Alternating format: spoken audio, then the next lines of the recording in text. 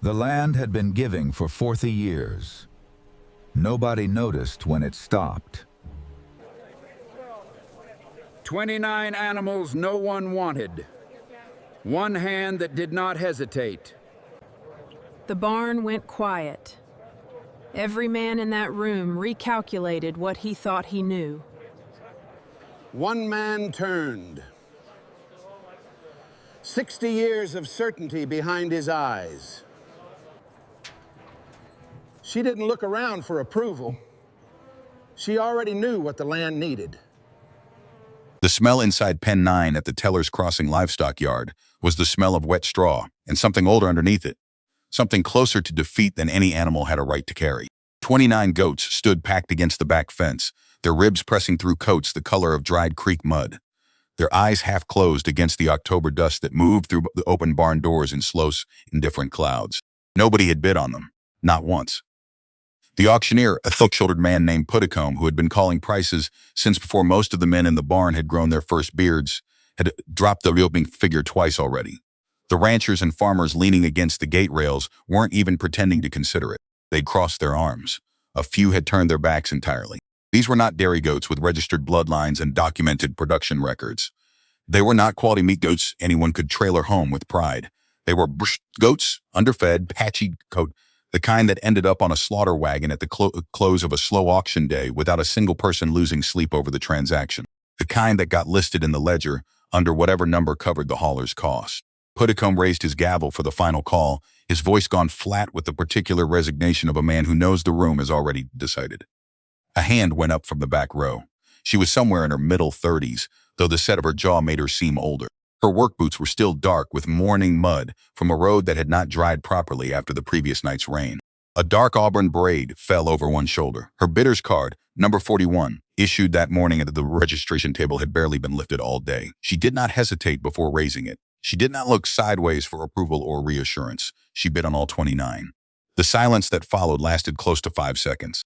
It had a texture to it, the particular density of a room full of people recalibrating what they just witnessed. Then Orson Cade, third-generation cattle farmer and the most reliably opinionated man in Bledsoe County, turned to the man standing beside him at the rail. Orson was 63 years old, thick through the shoulders, with a face that outdoor decades had treated like uncured leather. He had more ribbons from the county agricultural fair than he had wall space to hang them, and he had opinions about land and livestock the way other men had opinions about scripture, with absolute conviction and no tolerance for amendment. His voice carried across the entire barn. Well, that farm just officially died. Laughter moved through the crowd in a wave, rolling from the gate rails to the back bleachers and back again. Even Paddocks allowed a thin smile to cross his face before he brought the gavel down with the sound of a decision being made permanent. Nobody leaned across the rail to ask the woman in the back row what she saw in those animals. Nobody thought to. They assumed the question had no interesting answer. They were wrong about that, but the correction would take 14 months and a drought that nobody saw coming with enough force to ruin everything they were certain about. Her name was Dessa Vane. She had not planned on becoming a farmer. For 9 years, she had worked as a bookkeeping clerk for a regional agricultural supply firm in Knoxville, tracking procurement ledgers, reconciling invoices for seed and fertilizer and equipment parts, drafting correspondence on behalf of farm owners she'd never met in person. She understood farming the way a cartographer understands mountains, accurately, practically, and from a distance that made the real texture of the thing invisible. When her husband Thomas died of typhoid fever in the winter of 1881, his father Harlan Vane added a codicil to his own will and passed within the year. What he left Dessa was the family land, 91 acres of hill country in Bledsoe County, Tennessee, soil that had 3 generations of Vanes and been, in that process, slowly and quietly exhausted of nearly everything that once made it generous. She came within 4 days of listing it with a land agent in Knoxville. She had the appointment scheduled. She rode out to look at the property one final time before signing, intending the visit to confirm a decision already made. She stood at the top of the eastern ridge in the late afternoon, the light going amber across the rolling pasture below, the cedar breaks dark along the creek bottoms, the pond at the south end of the property catching the sky's last color and holding it like something precious. She canceled the appointment. She has never been able to fully explain why, not even to herself, not in the quiet of the farmhouse at night when the kind of honesty only solitude allows surfaces without invitation. Something in the land itself asked a question she wasn't ready to answer with a signature on a sales contract. She packed 3 trunks. She gave notice at the firm in Knoxville. She moved into Harlan's farmhouse in the spring of 1883, 6 weeks before the livestock auction at Teller's Crossing. With her savings from 9 years of careful employment, a plan she was not entirely would survive contact with the actual ground, and a stubbornness she had always privately considered her least useful quality, and was beginning to suspect might be the most important one she owned. The land was beautiful the way neglected things sometimes achieve beauty, not through care, but through a kind of determined persistence in the face of diminishment. Pastures rolled and folded across the hillsides. The cedar breaks along the lower ground provided windbreak and shade. The pond at the southern boundary was still and dark in the mornings. But underneath that surface, the land was tired in ways that required attention and knowledge to read. And Dessa had brought the attention without yet having acquired the knowledge. Harlan had run cattle on the same ground for 4 unbroken decades, the same animals on the same acres, season after season, year after year, without rotation, without rest. The grass had been bitten down to its roots so consistently, for so long, that the root systems had lost their depth, retreating upward toward the surface, growing shallow and fragile, losing their ability to anchor the soil or draw moisture from the ground beneath. The topsoil had compacted under constant hoof traffic until it had the consistency of kiln-dried clay. Bare patches spread outward from the worn areas near the water sources and the fence lines, expanding year by year like something draining away beneath the surface. The pond at the south end was silting in at the edges, the waterline receding into a perimeter of soft mud and dying sedge. When Dessa pressed a hand-forged iron spike into the earth on her first April morning on the property, testing what she'd read about in the agricultural literature she'd been accumulating for months, it stopped after barely 2 finger-widths. She pressed harder. It didn't move. She stood up and looked out across the pastures, at the pale, thin grass catching the early light, at the bare patches the color of old concrete, and felt for the first time the full weight of what she'd taken on. She had spent the months before her arrival reading everything she could find. Extension bulletins from the State Agricultural Office, university research pamphlets on pasture management, an incompletely detailed manual on grassland recovery, published by a federal land study commission in 1877. She had filled 2 notebooks with her own summary notes and margin calculations. She understood in theory what had happened to the land. She understood in theory what it needed. Theory she had already begun to learn had a complicated relationship with 91 actual acres of exhausted Tennessee hill country. Bledsoe County was the kind of swarming community that watches, not with cruelty or not mostly, but with the practiced, unsentimental eye of people who have seen a certain kind of story before. Young idealists returning to the land with city money and notebooks full of progressive ideas, running hard against the realities of soil and season and market price and physical exhaustion, and leaving 2 or 3 years later with debt that would take a decade to resolve, and a quietness about the whole episode that said everything. The county had developed a reliable ability to identify the early signs of this particular trajectory. Orson Cade was not a villain in this story, though he functioned as one in the version of events Dessa sometimes constructed in her private thinking during the harder months. He was a man who had rebuilt his family's cattle operation from the edge of ruin after his father's spending habits in the 1860s nearly ended 3 generations of accumulated work. Every opinion Orson Cade held he had paid for with actual losses. When he said something would fail, he said it because he had watched versions of it fail before, and the pattern recognition was real even when the specific application was wrong. He encountered Dessa at Holt's General Store on a Tuesday morning in early May, 6 weeks after she'd moved in. She was buying wire staples and asking the clerk about cedar post suppliers. Orson was picking up a bag of salt blocks. He did not introduce himself. He simply said it loud enough for the 2 other men near the stove to hear. "Goats strip everything." His voice was not unkind. It was the tone of a man delivering a medical diagnosis, unwelcome, but offered as a service. "Whatever grass you've got left on that ridge ground, they'll have it down to bare dirt by August. Then you'll be buying hay you can't afford to feed animals that aren't worth what you paid for them." Dessa looked at him for a moment. "You know Harlan Vane's place?" Knew Harlan, 40 years. Good man. Ran his ground hard. Left it used up. He set the salt blocks on the counter. "Just telling you what I see." She thanked him genuinely and paid for her wire staples. He watched her leave with the expression of a man who had expected an argument and wasn't sure whether its absence was a good sign or a concerning one. Her nearest neighbor on the eastern boundary was a woman named Lenora Fitch, a widow in her early 50s, who ran 14 acres of herbs and field flowers on a parcel she'd inherited from her husband's family a decade earlier. Lenora's operation was modest and precise. Lavender and rose, medicinal herbs under glass in the cold months, dried flower arrangements sold through 2 dry goods shops in County seat. She was methodical, self-contained, and had the quiet authority of someone who had learned, through necessity, to trust her own judgment. She brought a pan of cornbread over on a Saturday morning in May, which Dessa understood as the local language for a welfare check conducted with good manners. They sat on the porch with coffee and talked for an hour about the land, the weather pattern of the past 2 years, the particular challenge of the south-facing slope where the clay content in the soil ran higher. When Lenora stood to leave, she said it without looking directly at Dessa, her eyes on the fence line at the property edge. People around here have long memories. If this goes the direction most folks expect, they won't let you forget it quickly. She paused. I say that because I'd rather you heard from me than found it out the hard way. Dessa held her coffee cup with both hands and watched the fence line where Lenora was looking.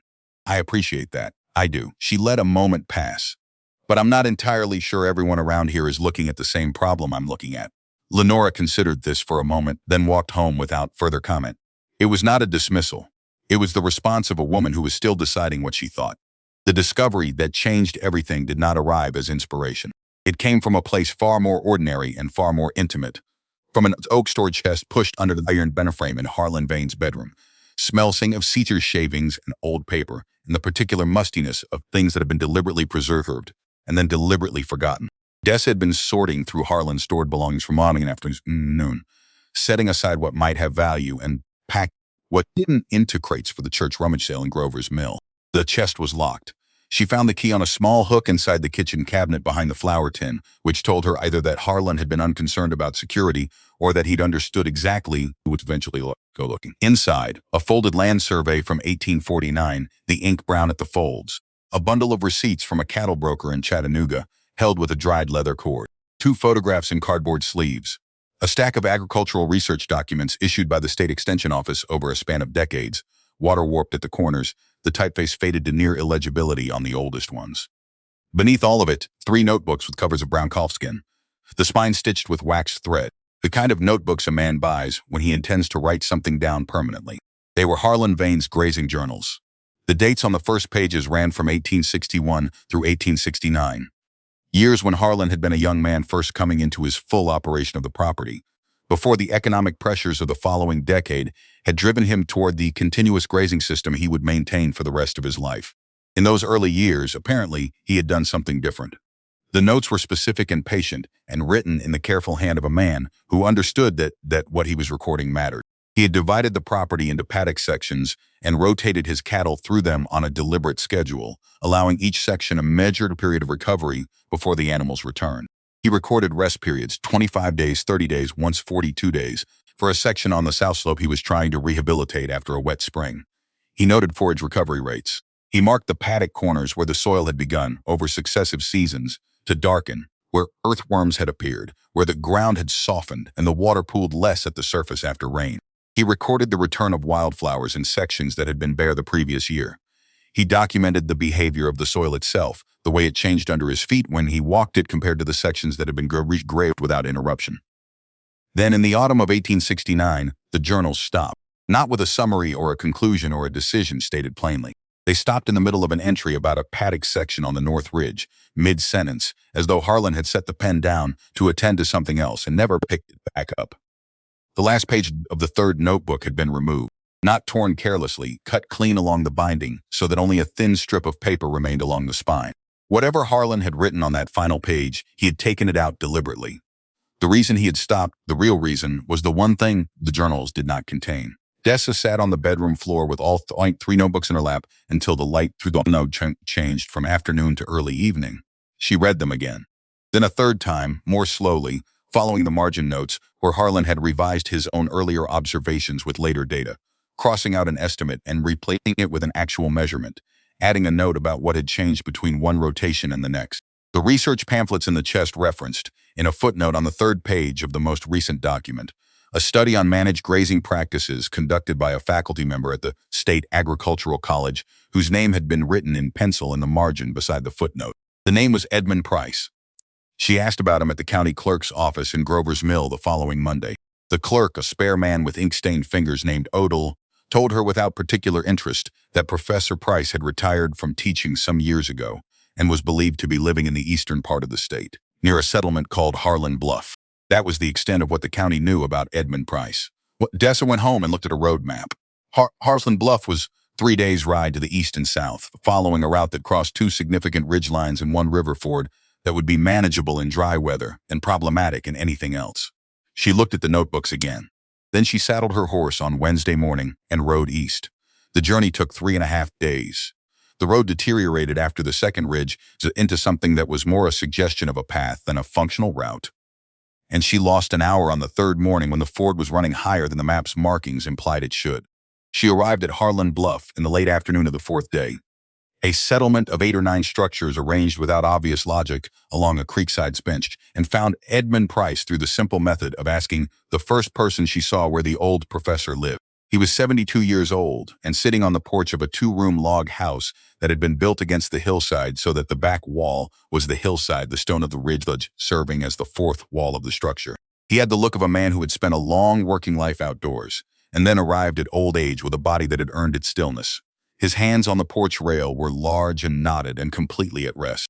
He listened to her without interrupting while she explained who she was, what she'd inherited, what she'd found in the chest, and what the journals contained. He asked to see the notebooks. She handed them across. He opened the first one, read a page, turned to a specific entry in the second notebook as though he knew where it would be, read that, and closed the cover with the care of someone returning a borrowed object. Harlan Vane. It was not quite a question. You knew him? A pause, long enough to contain more than it expressed. I knew his land. He looked out at the creek for a moment. I knew the problems he was trying to solve. Another pause. He understood what he was doing in those early years. He understood it well. He turned back to her, his eyes direct and without sentiment. The question that kept me up on his behalf, when I heard he'd changed his system, was always why he stopped. Something settled in Dessa's chest at that, not comfort exactly, but this relief of hearing another person name the thing she had been unable to stop thinking about since finding the cut page. The last page is missing, she said. He took it out himself. Price was quiet for a moment. Then he stood with the deliberateness of a man whose joints required advance notice of movement and said she had better come inside. They sat at a narrow table while the evening light flattened against the window, and Edmund Price talked about grass the way some men talk about family, with specific memory and real feeling running underneath the plainness of the words. He talked for most of 3 hours. Dessa filled 11 pages of her own notebook. What he explained restructured everything she had absorbed from the pamphlets and extension bulletins, not replacing it but giving it depth, the way a map acquires different meaning when you've actually walked the terrain. Healthy soil, he said, was not dirt. It was a living system, billions of bacteria and fungi and microorganisms in a single handful, all of them dependent on living plant roots for the carbon and oxygen that sustained them. When you grazed the same paddock without interruption, the animals never stopped cropping the grass back to the soil level. The grass could not photosynthesize fast enough to rebuild its root mass. The roots retreated upward, growing closer and closer to the surface with each passing season. The soil beneath them compacted under hoof pressure, closing off the channels that water used to infiltrate downward. Rain, finding no entry, ran across the surface instead. Organic matter declined. The land grew thinner invisibly, year after year, until a drought arrived with enough severity to expose what the continuous use had been doing all along. But rest a paddock, give it 25 days, 30, sometimes 40 or more days without a single animal on it, and the biology reversed direction. Root systems extended downward rather than contracting upward. 6 inches of root depth became 12. 12 became 18 or 24. Those deeper roots fractured the compaction in the soil layers beneath, opening channels for water to move downward rather than across the surface. The microbial life fed by those root systems produced organic matter in the soil, and organic matter held water the way a wool blanket held warmth, slowed completely, releasing it over time, rather than surrendering it all at once to the first dry week. The goat, Price said, with the slight emphasis of a man correcting a long-standing misunderstanding, is not a strip mining animal by nature. It becomes one when it's managed like one, left in a fixed area long enough to exhaust everything available. Moved intensively in dense groups for short periods, 4 days, 6 days, and then pulled off completely, it does something different. It targets browse, brush, invasive woody species that crowd out the native grasses underneath. It clears the competition without spending enough time in any one location to damage the soil biology. He folded his hands on the table. The grasses under that brush give an adequate rest afterward. They don't just recover. They come back with root depth they haven't had in years, because the competition for light and space has been removed. Dessa was writing as he spoke, her handwriting tightening into efficiency, the way it always did when she was trying to capture something faster than she could normally produce words. How long before you see it? That depends on how depleted the system is when you start, how consistent you are with the rest periods, how willing you are to leave a paddock alone when every instinct says the animals need more space. He looked at her directly, The hardest part is not the management, it's the waiting.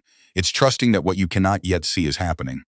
She rode home in 4 days, the late October air sharper on the return journey than it had been going out. The notebooks rode in her saddlebag alongside her own notes. And somewhere on the second ridge heading west, as the sun dropped through the bare hickory trees and the temperature fell with the fast decisiveness the Tennessee highlands in autumn, she worked out in her head the division she would make. 9 paddocks from 91 acres. The math was not complicated. The execution was going to be something else entirely. Back at the farmhouse, she drew the paddock layout on paper, each section numbered, its rest period and re-entry date tracked in a ledger column alongside observations on soil condition and forage density. She ordered wire strand from the supply catalog. She traded labor with a neighbor 2 farms south for the use of his post-hole auger for 4 days. She spent the first 2 weeks of November setting cedar posts and stringing baled wire in lines that divided the hill pastures into sections that must have looked, from the road, like the work of someone who didn't understand how land was supposed to be used. Orson Cade drove past on his Tuesday route to the lumber mill and slowed his wagon without stopping. The goats went into the first paddock on a cold morning in mid-November, their breath fogging in the air above the frost-stiffened grass. They were still thin. The auction weight hadn't come off their bones yet, and it would take time and consistent forage before the condition Dessa was hoping for began to show. But they moved with more energy than they had in Pen 9 at Teller's Crossing. Their eyes, which had been dull with the particular vacancy of animals that have stopped expecting anything particular from their circumstances, were beginning to track. Cinder, the large white Pyrenean livestock guardian Dessa, had purchased from a farm in the northern part of the county, moved among the goats with the unhurried authority of an animal that had been bred for exactly this purpose over many generations. She slept in the center of the herd at night and was never fully asleep, one ear always lifted, monitoring frequencies of sound that Dessa's human hearing was not equipped to detect. The first fence came down on a rainy night in late November, the wire strand pulling free from a post that had been set in ground softer than the soil around it, the wire coiling into the brush at the base of the slope. Dessa was up and outside with a lantern within minutes of Cinder's alarm, moving through wet grass that soaked her boots to the ankle with each step. It took 2 hours to locate all 29 animals in the dark and move them to the farmyard temporarily. It took another hour to restring the wire with hands gone stiff from cold. She stood in the farmyard at 2 in the morning with a lantern casting a 10-foot circle of yellow light, her braid undone and wet against her back, and looked at what she'd put back together. She was not a farmer by experience. The county knew that. She was beginning to understand it herself, in a register deeper and more specific than any intellectual acknowledgement of the fact had previously allowed. The following Tuesday, Orson Cade drove past and did not slow down. In December, one of the paddock corners along the tree line lost integrity. A strand of wild grapevine can had grown into the wire over a section fence she hadn't checked in 10 days, pulling a post from its setting and leaving a gap she discovered during her morning walk. She repaired it the same afternoon, then walked the full perimeter of all 9 sections, checking every post of anything that had grown within 6 inches of the wire, and added the task to her weekly rotation schedule without particular drama. The farm was teaching her its own requirements, one failure at a time. She was learning to take instruction from the land, rather than from her assumptions about it. She kept her records in a new calfskin notebook she'd bought in Grover's Mill the week she'd returned from Harlan Bluff. By the end of December, the entries had changed in character, more compressed, more precise, the language she used to describe what she was seeing in the soil, and the forage growing more specific as her eye developed the ability to distinguish between gradations of condition that had initially all appeared identical. She noticed one evening by the lamp that the shape of her handwriting had changed. It had tightened and steadied. It looked, in certain entries, remarkably like Harlan's. She filed this observation away in the part of her mind where she placed things she wasn't ready to understand. The goats moved to the second paddock in early December, leaving the first section empty and beginning its rest. In January, they moved to the third. The second paddock remained at rest. The first paddock remained at rest. February came in cold and stayed that way, the kind of cold that settled into the hill country and refused negotiation. The farmhouse walls contracted at night, with sounds like distant rifle shots, and the water in the pitcher on the washstand had a thin skin of ice each morning that Dessa broke with the handle of her hairbrush before she dressed. She had grown up in a house with a furnace. She was learning, among many other things, what it meant to manage heat as a resource rather than a condition. The goats were in the third paddocks by the first week of February, moving on schedule, the rotation holding. When Dessa walked the initial paddock on a gray afternoon to take soil notes, she found something she hadn't expected to find yet. In the areas where the goat browse had been heaviest during the November rotation, the woody brush that had crowded out the native grass was gone or dying back. Beneath where that brush stood stood, pale green showed through the frost-bleached mat of old grass. Thin, tentative, the color of something that had been waiting a long time in the dark for a reason to try again. She pressed the iron spike into the ground beside one of those emerging patches. It went down 4 finger widths before resistance stopped. In November, it had stopped at 2. She wrote it in the notebook with the date, the location by paddock corner marker, and the depth measurement. Then she walked back to the farmhouse and started supper, because the animals still needed feeding regardless of what the soil was doing, and the fire needed banking regardless of what the soil was doing, and there were 6 more weeks of winter to get through, regardless of what the soil was doing. But she thought about it quietly while the beans simmered. March arrived with the particular emotional treachery of early spring in the Tennessee uplands. Warm enough during the day to suggest that the worst was finished, cold enough at night to remind you that the worst was still available as an option. The goats had cycled through 6 of the 9 paddocks by mid-month. Their condition had changed in ways that were visible even to a person who hadn't been watching closely, and there are people in Bledsoe County who had been watching at least casually from seats, from the opposite side of fence lines, from the upper windows of Holt's store, which faced south toward the Vane property's nearest pasture, that the change was becoming a subject of conversation. Not complimentary conversation. Observation rarely is in its early stages. The rumor circulating through Grover's Mill by mid-March was that Dessa had lost the majority of the goats over the winter. The specific number varied depending on who was telling it, 6, 10, 11, once an improbable 17, but the general shape was consistent. The woman from Knoxville had gotten in over her head before the first snow, and the reduced count of animals visible from the road was the evidence. The actual situation was that Dessa had lost 0 goats since early June, when a coyote had taken 2 before Cinder's presence resolved that problem definitively. The count was 27, healthy and gaining weight. The reason fewer were visible from the road was that the rotation kept the eastern paddock resting more often than it kept it stocked, which was precisely the intended design. She heard the rumor on a Tuesday when she stopped at Holt's for lamp oil and a new ledger book. A man named Tilghman, who ran a small hog operation 3 farms north, was telling another customer about the confident authority of someone whose information was already set in a form that facts would have difficulty altering.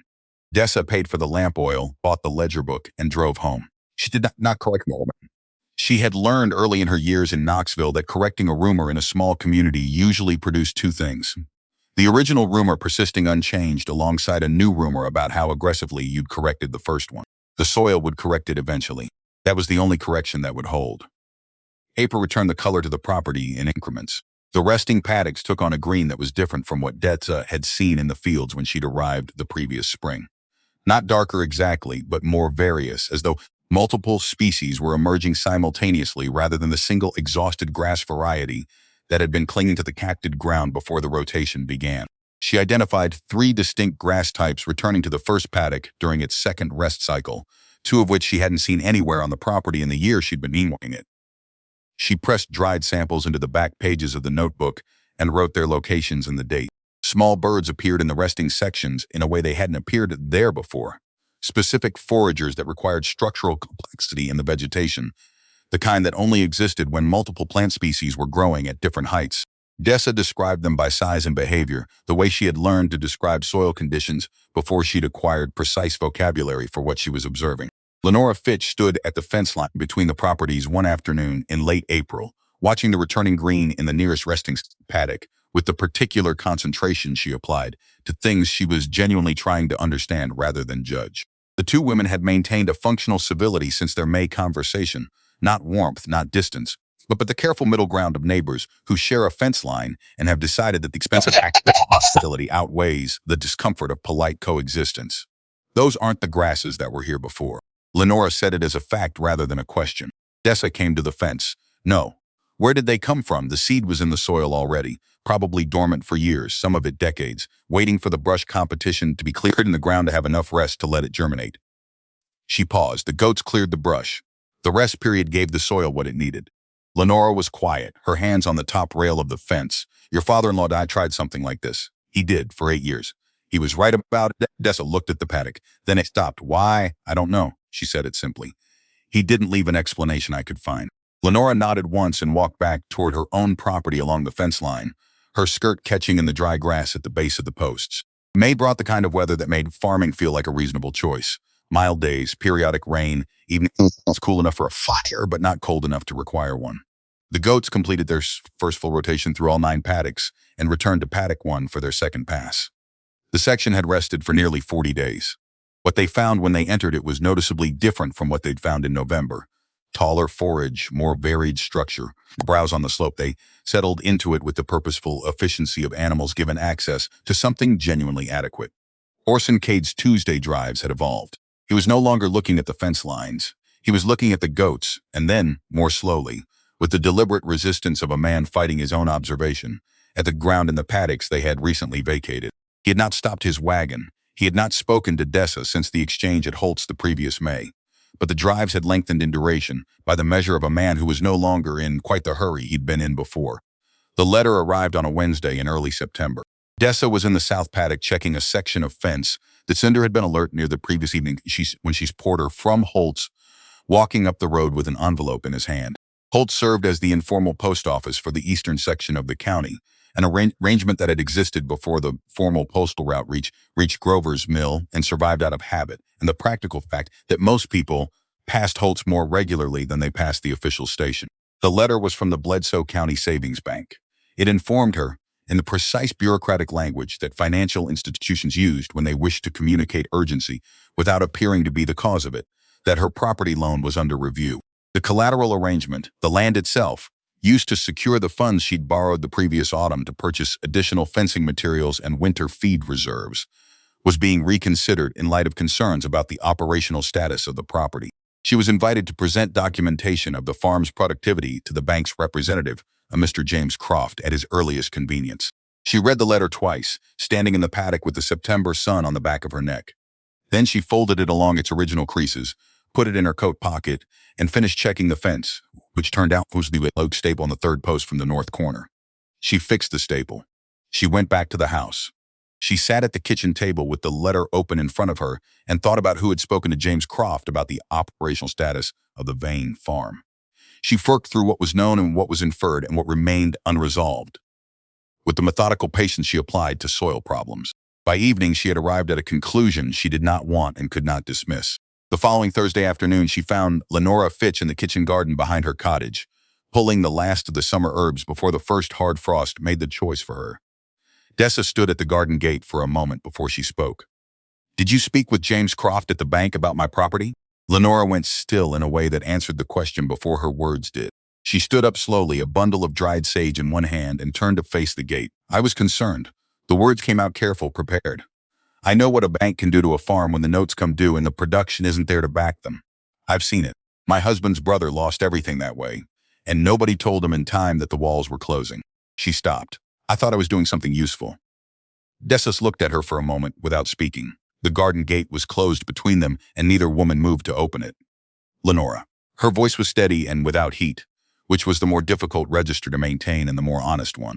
"When you went to Croft, when you told him whatever you told him, were you speaking for my benefit or to manage your own fear of watching something near you fail?" The silence that followed had the particular texture of a question that had landed where it was aimed. Lenora looked down at the sage in her hand. "I thought it was both," she said finally. "I think now it might have been only one of those things. You told the man who holds my collateral that you were worried about my operation. You gave him cause to examine an arrangement that was not his concern to examine until I gave him cause myself." Dessa put one hand on the gatepost. "That is not the same thing as telling me. You understand the difference." Lenora did not answer. She looked out past the garden wall toward the fence line between the two properties. "I need you to go to Croft," Dessa said. "I need you to tell him that what you said was based on concern rather than knowledge, and that the farm's operational situation is not what the concern implied." A long pause. Then Lenora nodded, not easily, not with relief, but with the particular expression of a person accepting a consequence they had earned. Dessa walked home through the September evening, the fields around her still holding the day's warmth in the dried grass stems. She was not certain that Lenora's correction would resolve the loan review. She was certain that if she didn't name what had happened directly and require accountability for it, that the civility between the two properties would become a permanent performance of something that had already failed to be what it appeared. She preferred the honest version of the difficulty to the comfortable version of the pretense. The loan review was resolved by mid-October. Lenora's testimony to Croft, combined with Dessa's own documentation of the rotation schedule, the forage recovery measurements, and the livestock condition records spanning 11 months, produced enough evidence of a functioning and improving operation that Croft withdrew his concerns in a letter that managed to sound as though he'd been monitoring the situation for its own benefit rather than in response to a neighbor's anxiety. Dessa filed the letter in the oak chest and went back to work. The wire holding the north paddock corner had been showing fatigue for 2 weeks when it finally gave on the 14th of January, 1884. The night it chose for this was the worst night it could have chosen. A fast-moving storm system that had been tracking south from the Kentucky border all day, driving the temperature down 30 degrees between late afternoon and midnight. Dessa had checked the fence at 4 in the afternoon and found nothing immediate. By 10 o'clock, the snow was coming in sideways, and the temperature was dropping past the point at which a structural weakness in cold, stressed wire became a structural failure. Cinder's alarm bark had a different quality from her routine alert sounds, lower, more sustained, with a repetition pattern that Dessa had come to understand as the dog reporting a situation she could not resolve independently. Dessa was awake and pulling on her coat before she'd processing what she was hearing. Outside, the storm had a density that reduced visibility to the distance of the lantern's nearest edge. She fought it to the north paddock. The corner post had pulled forward under the weight of accumulated snow on the wire, releasing 3 consecutive sections of fence along the downhill slope. The gap was 8 feet wide. Cinder stood at the edge of it, facing the darkness uphill, which told Dessa without further information that animals had already gone through. She left Cinder at the gap and went uphill into the dark and the snow. What followed was not one of those experiences that clarifies in retrospect into a useful story about difficulty and persistence. It was cold and dark, and the snow was deep enough on the upper slope to conceal the ground's surface features, which meant that twice she went through the frozen crust of a gully she couldn't see and went down hard, once catching herself on her hands and once on her left shoulder, which absorbed the impact in a way that would remind her of the night for a week afterward. She found goats by sound. Their cold, panicked bleating carried better than visibility, which was close to nothing 20 yards from the lantern circle. She moved them back downhill in groups of 3 and 4, Cinder pushing from behind, covering the ground back to the farmyard in conditions that were becoming actively dangerous. At 2 in the morning, she sat in the doorway of the barn, the lantern beside her, doing the count for the 3rd time because the first 2 hadn't matched each other. The goats pressed together in the deep straw of the main barn floor, Cinder moving a slow circuit of the perimeter, checking contact with each animal in turn. The count was 18. She stood up and went back out into the storm. She found 7 of the missing 9 in the cedar break at the northeast corner of the property, huddled against the downhill side of the largest tree trunks, alive but cold in a way that required immediate action. She got them moving, Cinder working from behind, and covered the distance back to the barn while the storm continued its indifferent work around them. The remaining 2 she did not find that night. She found them at flush light, when the storm had thinned to flurries and the gray dawn showed the slope in sharp relief. They were in the creek bottom at the northeast corner, where the gully she'd fallen through twice in the dark ended at the waterway. They had gone down the same gully in the dark, moving fast and frightened, and the creek bottom in January was not a place an animal survived a winter night. She stood at the top of the gully for a long time looking at what the light showed her. The cold was absolute, and the silence was the silence of a landscape that had just finished doing something final. Then she went back to the barn, checked the surviving 27, restocked the hay, gave Cinder water and feed, and sat down in the corner on a hay bale with her back against the wall. She didn't cry for the 2 goats specifically. She was tired past the point where loss cataloged itself by category. What she felt sitting in the barn with the winter light starting to reach through the gaps in the plank siding was the specific species of doubt that comes not from a single failure but from the accumulation of failures over time. The fence that broke, the animals lost speed, the rumor that couldn't be corrected, the loan review that shouldn't have happened, and now the storm and the creek bottom and the silence at the top of the gully. Not doubt that the method was wrong. Something harder to argue with than that. Doubt that she was sufficient to the execution of a method that was right. She stayed in the barn until the cold made staying impractical. Then she went inside, built up the fire, made coffee, and sat at the kitchen table. The letter she wrote that evening was addressed to Wainwright and Stokes, property agents, Knoxville, Tennessee. It described the Vane farm, its acreage, its general condition, its water features, in the terms appropriate to a property listing. She wrote it with her good pen, the one with the brass nib, and she wrote it carefully because she had spent 9 years writing professional correspondence, and the competence didn't leave a person just because the application had become painful. She set it on the corner of the table to dry. Over the next 3 days, she woke each morning, looked at the letter, and went outside to work. She did not touch it. She fed the goats. She repaired the north fence corner with new wire and a replacement post, digging the new hole by hand in ground that was frozen to 8 inches, and required a bar pick before the post-hole auger could engage. She walked the entire fence perimeter on the third day, testing every post, adding a wire tie at any point that showed fatigue. The farm required this of her, and she gave it, the same way she'd given everything else.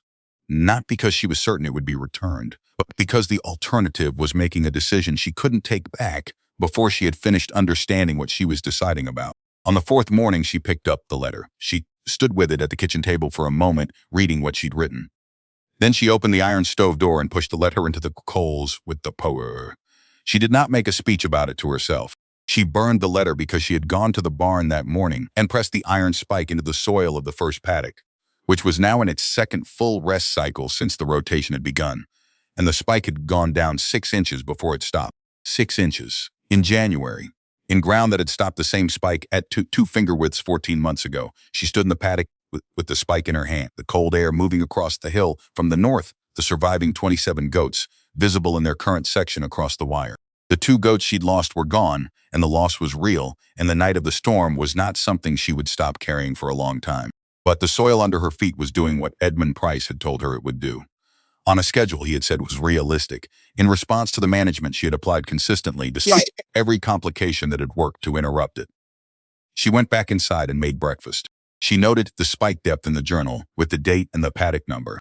Then she went to work. By March, the 27 goats remaining in the herd had completed their full rotation through the 9 paddocks, and what was happening in the resting sections was no longer something you had to know what to look for in order to see. The native grasses in the first and second paddocks stood at heights that the exhausted ground hadn't supported in years, possibly decades. Their root mass was measurably affecting the soil's behavior in ways that became apparent after rain.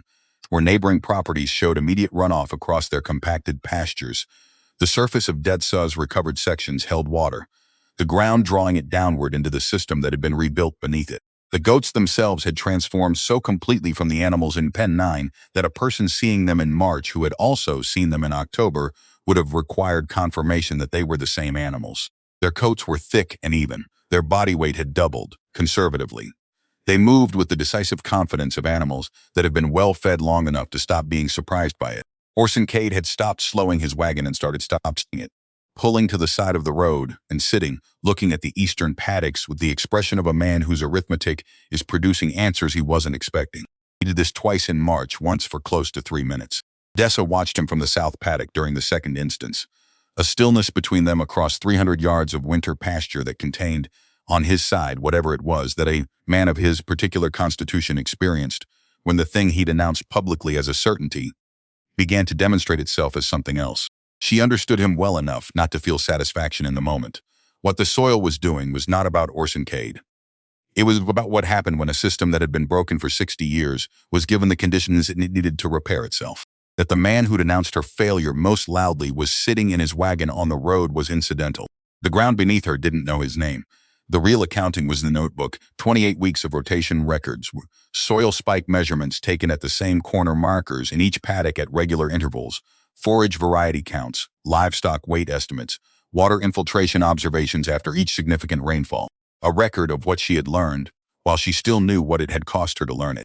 The spring of 1884 arrived with the unhurried authority of a Tennessee season that had been withheld long enough. The dogwood along the creek bottoms flowered in the second week of April, and the cedar brakes released a green so specific to that elevation and that soil that Dessa, who had grown up with urban springs of wet pavement early window box flowers, found herself standing still in the middle of farm tasks simply to receive it. The goats were in the 7th paddock, which had rested longest and showed the most advanced recovery of any section on the property. Their movement through it was different from their movement through the earlier paddocks. More selective, more focused, targeting the specific browse types they preferred while leaving the recovered grass species largely alone. The brush competition fell under their attention. The grass did not.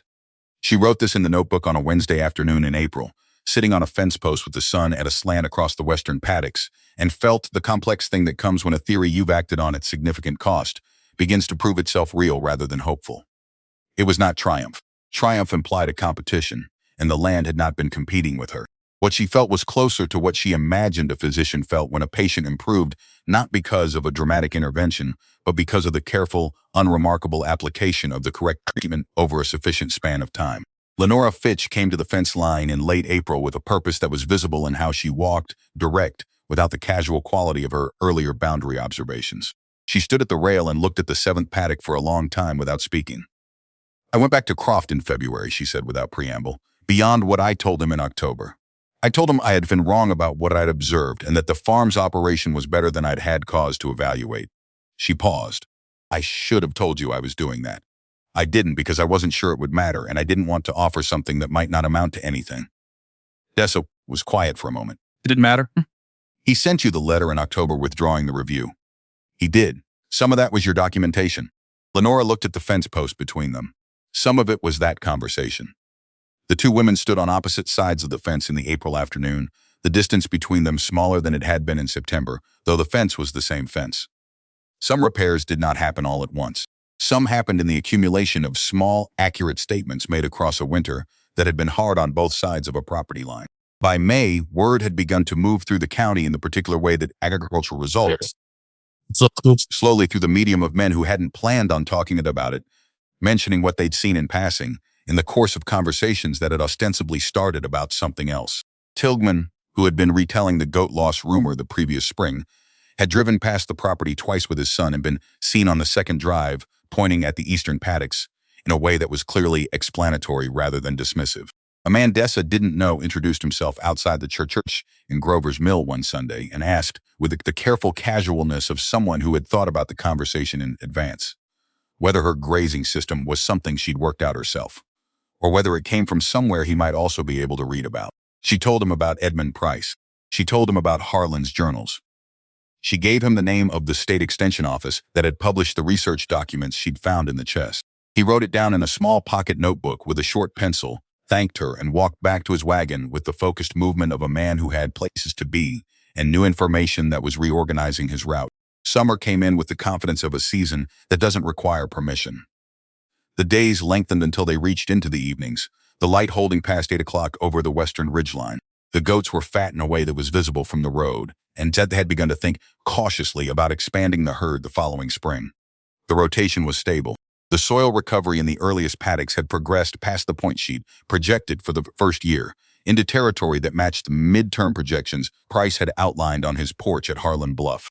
The pond at the south end of the property, which had been silting in at the edges when she arrived, showed a waterline 2 inches higher than it had in the spring of 1883.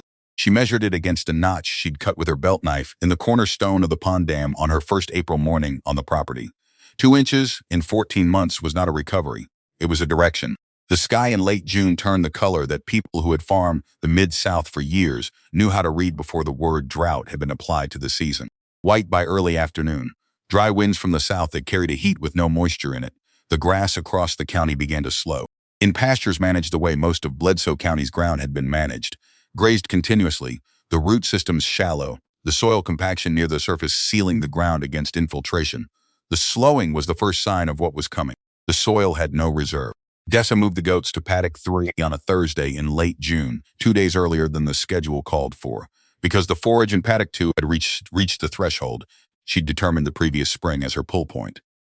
The height below which she would not let the animals graze, the boundary that protected the root mass she'd spent 14 months rebuilding.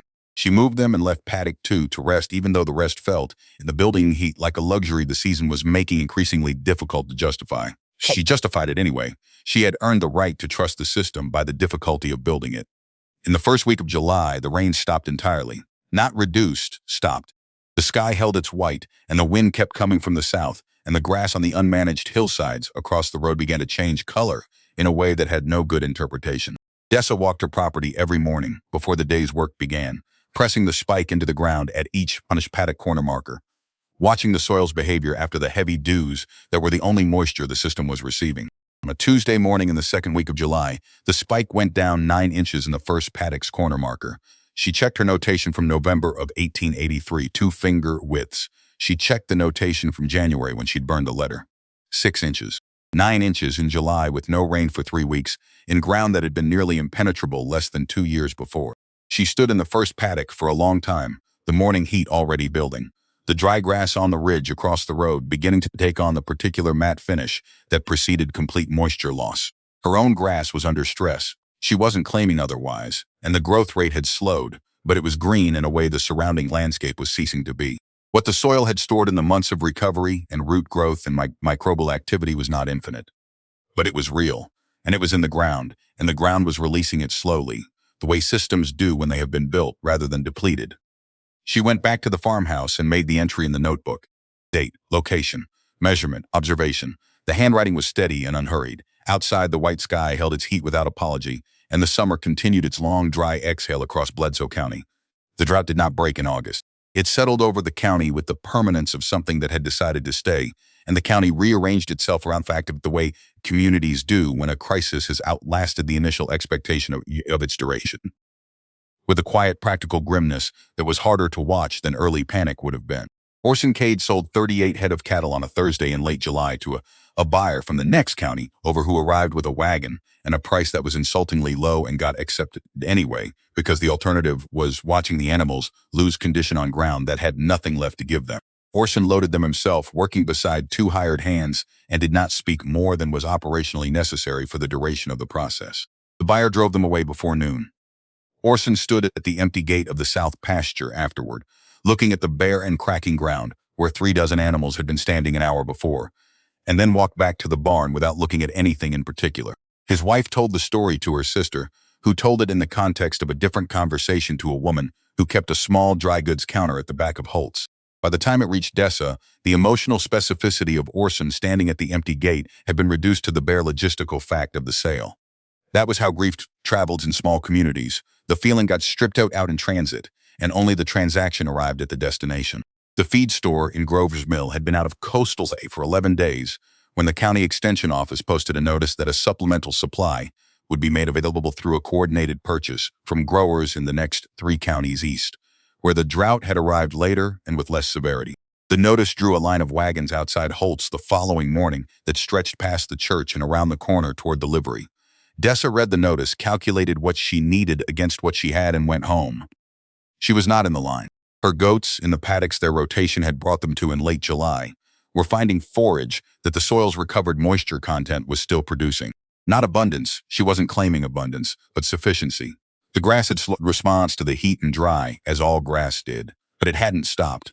The root depth that 14 months of discipline when rest had built into the soil gave the plants access to moisture that surface-rooted systems had exhausted weeks ago. She moved the goats to Paddock 6 on a Wednesday, 2 days ahead of schedule, because the forage in Paddock 5 had reached her pull threshold.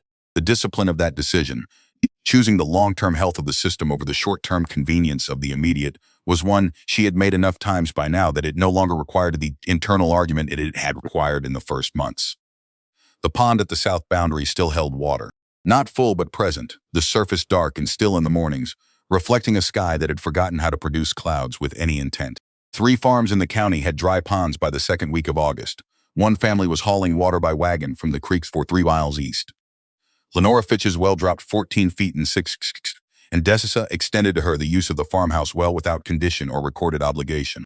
Lenora accepted without excessive gratitude, which was the kind of acceptance that meant more than the alternative.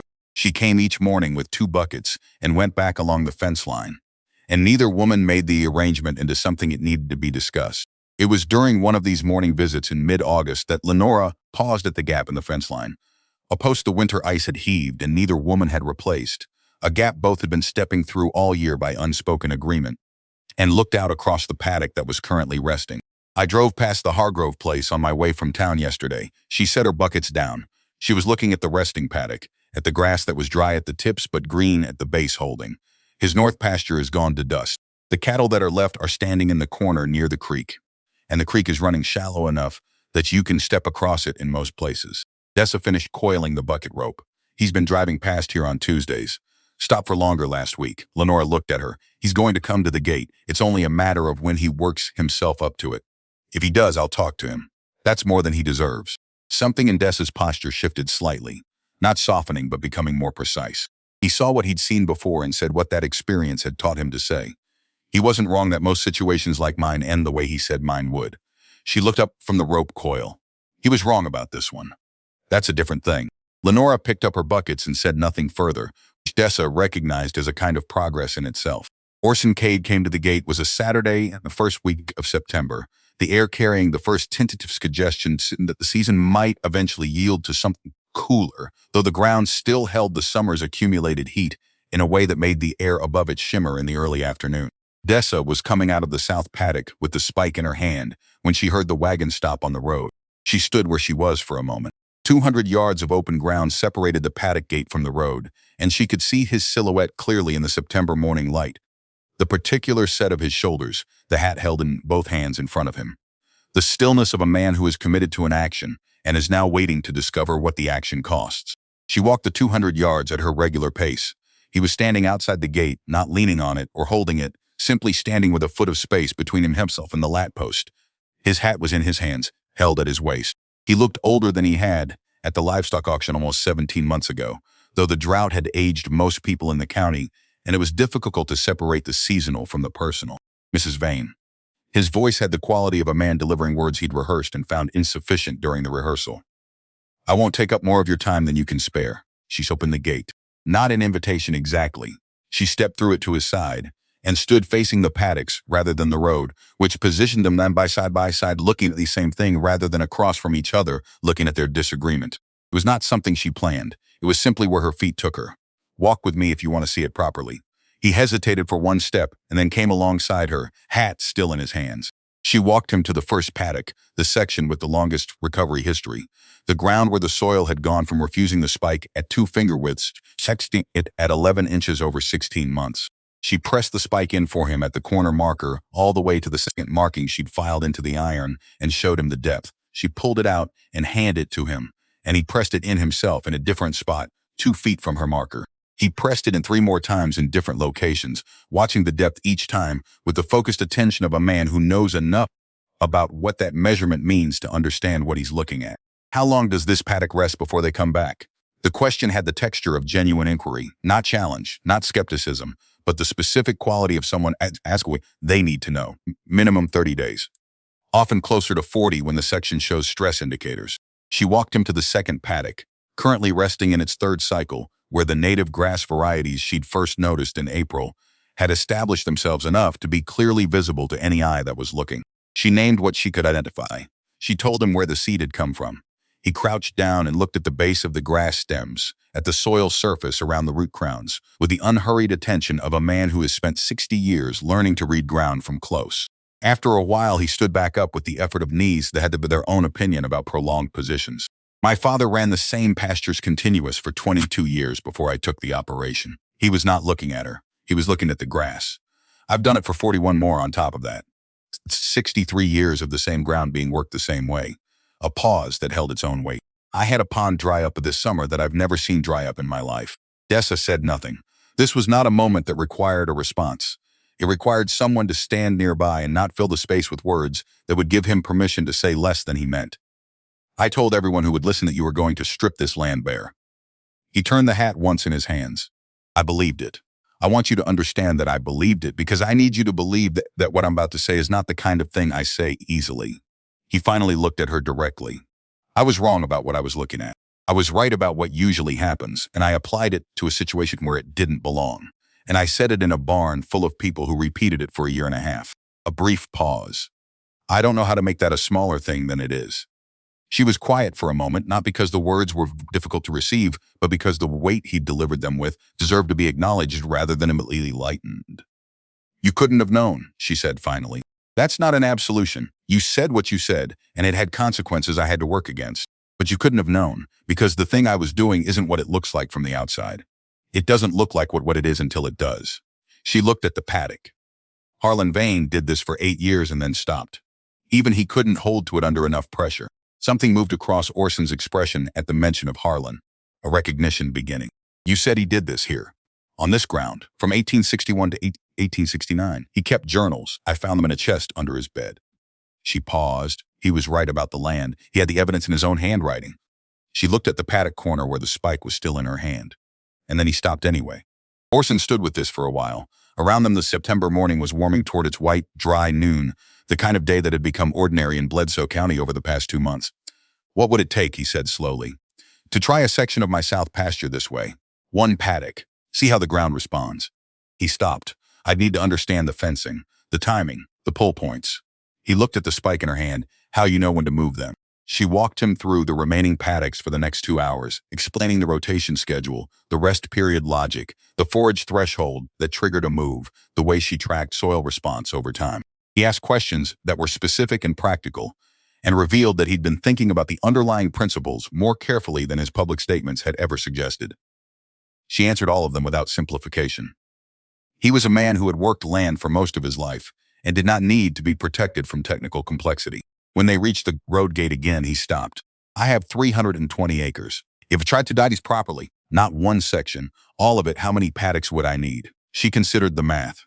Depends on your livestock count and density, but something in the range of 12 to 15 sections, size to move your herd every 5 to 8 days. She paused. You'd be a year into it before you saw the soil begin to respond the way mine has. Maybe longer, depending on how compacted your deepest layers have become. He took this in with the equanimity of a man who had learned not to argue with timelines in agriculture. I'd want to start before winter. You'd need to. She unlatched the road gate. Come back next week and I'll walk you through the paddock layout calculations. Bring your land survey. He nodded once, put his hat on, and climbed back up to the wagon seat.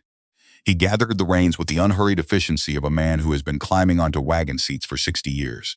Then he looked back at her with the expression of someone who had more to say and had chosen not to, and drove up the road.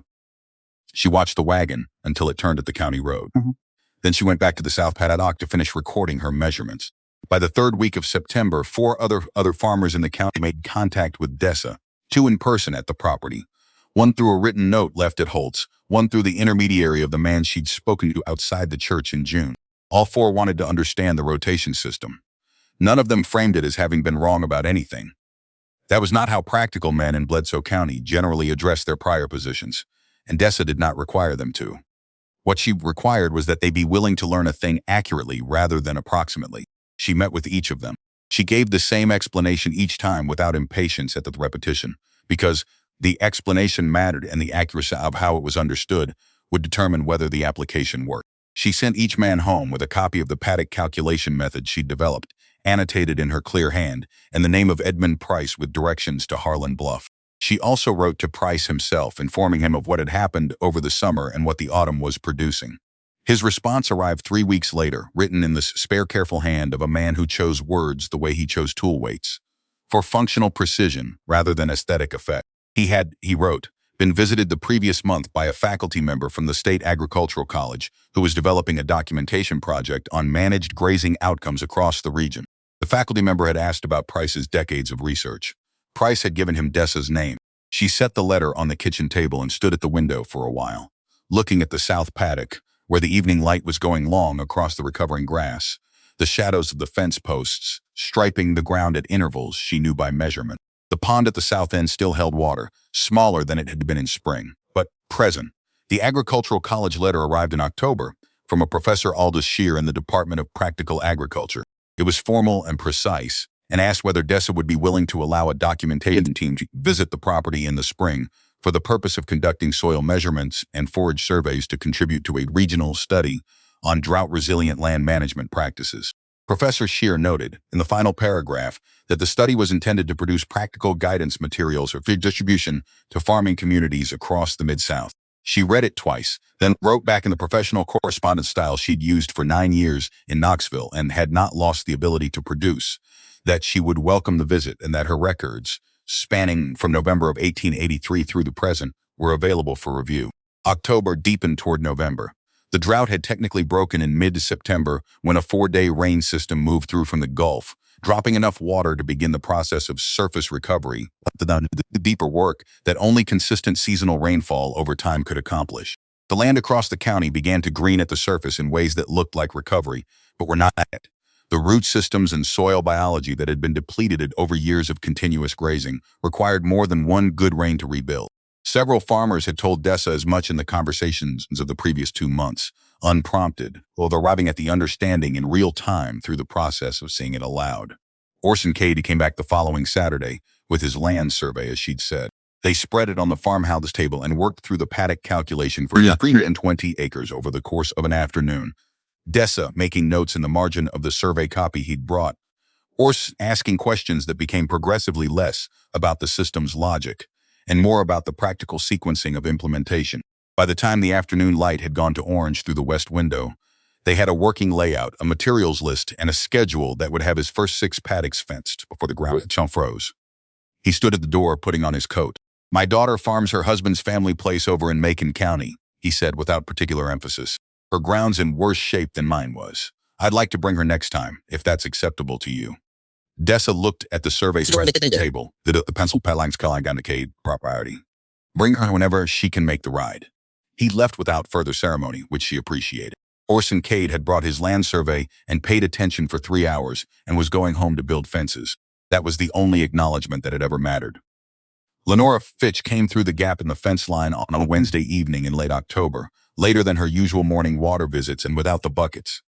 Her well had recovered enough depth with the September rain that the emergency arrangement had ended 2 weeks prior.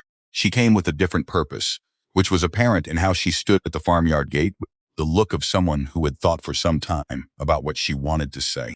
"I've been thinking about what you told me in September," Lenora said. "About Harlan. About why it mattered that he stopped." She paused. "I've been thinking about what I did with Croft. The way I told myself it was care for you when it was really fear that something near me was failing and I couldn't stand the watching." Dessa waited. She was holding the water pail from the evening barn check, and the specificity of the object in her hands gave the moment a quality of ordinary life that kept it from becoming larger than it needed to be. "I think I did the same thing to my husband before he died," Lenora continued, with the careful phrasing of a person who's been precise about something, because the imprecise version would be unfair. "When his business was struggling, I went to his brother without telling him. I thought I was solving a problem he couldn't see clearly." She looked at the fence line between the properties. "I cost him the thing he needed most, which was to work it out himself. On his own terms." The November evening was going dark at its edges, the skies over the western ridge holding the last color of the day at a low angle that would be gone in minutes. Dessa set the pail down on the fence post.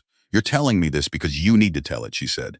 "Not because it requires something from me." Lenora's expression held the complicated with grief rather than arrived at cleanly. "Yes? Then you've said it." A pause, and "I've heard it."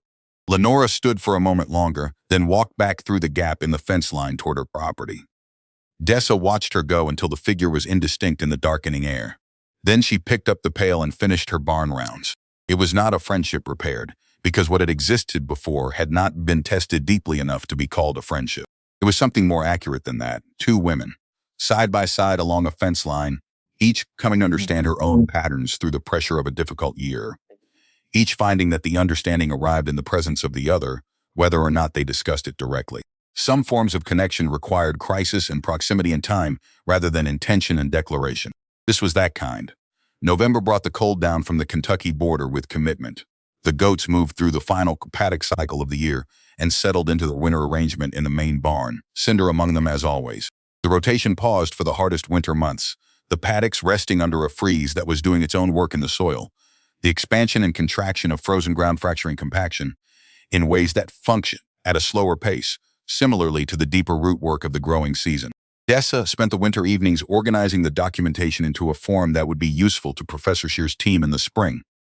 Not simplifying it, but structuring it, creating an index that would allow someone coming to the records cold to find the specific data points they needed without reading through 16 months of daily entries to locate them. She also spent several evenings in December writing a narrative account of the decision to use the rotation system, the source of the knowledge about it, and the specific failures and corrections that had occurred during implementation. She wrote it for the same reason Harlan had written his journals, not for an audience she could predict, but because the knowledge was real, and the cost of acquiring it had been real, and leaving it unrecorded felt like a specific kind of waste. She did not try to explain the cut page in the third notebook. She acknowledged it, noted it in a paragraph, describing the missing final page as the one piece of the record Harlan had chosen not to leave behind. She offered no interpretation of his reasons. She understood by December of 1884 that the missing page was not a failure of the record.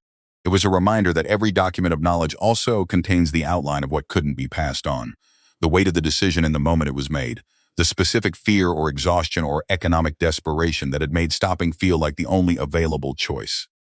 That part did not transfer. That part each person had to arrive at on their own. In February, the first letter arrived from Macon County.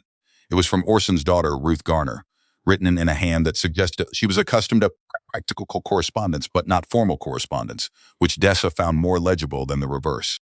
Ruth had implemented the first 4 paddocks on her husband's property in November, using the layout Orson had given her, and was writing to ask about the early signs of soil response. What to look for, how to measure it, what to do if the spring brought a wet season instead of a dry one. Dessa wrote back 3 pages, specific and direct. At the end, she added a note asking Ruth to keep records from the beginning, even if the records seemed to be capturing nothing, because the record of nothing happening was the baseline against which the record of something happening eventually became meaningful. She sent the letter on a Thursday. That same afternoon, she walked the first paddock with the spike, the ground still frozen at the surface, but beginning the slight give of early thaw just below the crust. She pressed the spike in at the corner marker, and it went to 9.5 inches before it found resistance. The trees along the creek bottom were still bare, the buds not yet showing, the gray of late winter holding the ridgeline in the flat light of a February afternoon. Somewhere on the slope above the eastern paddock, a pair of birds she didn't know by name were working through the dried stems of the recovered native grass in ways that suggested the species found the product useful for purposes the winter hadn't suspended. She walked back toward the farmhouse through the resting paddock, her boots leaving marks in the frost that would be gone by noon. The Calska sat on the shelf above the kitchen table, alongside the ledger books of her own record. Harlan's third notebook still ended where it had always ended, at the beginning of an entry from August of 1869, the binding showing the clean line where the last page had been taken. Outside, the property rested under its frost. The pond of the south boundary held water that had been there through the drought and through the winter, and was still there. Smaller than it had once been, working toward what it had been, carrying what the land around it had given it to carry. 27 goats that nobody had wanted had helped give the ground back something it slowly lost, over 6 decades of being asked to give without being allowed to rest. The land had not been dramatic about this. It had simply responded, as living systems do, to the conditions created for it. Not quickly, not easily, not without the losses that any honest reckoning with a difficult thing accumulates along the way, but genuinely, and in ways that would outlast the season that had tested them. The farms that endure the long dry spells, the literal ones and the financial ones, are not always the biggest or the best equipped. Sometimes they are the ones where someone did the slow, patient, unglamorous work of rebuilding the ground before the crisis arrived to test it. And sometimes the thing that everyone passes over as worthless is exactly the thing that saves everything else. What Harlan Vane had known and written down and locked in a chest under a bed for a reason he never recorded had found its way into the hands of someone who needed it. That was a kind of continuity, not the dramatic kind, not the kind that announces itself, but the kind that moves through locked chests and shared fence lines, and the todd patience of a woman working ground that everyone else had decided was finished, building something in the soil that the next dry season, when it came, would find exactly where she had left it.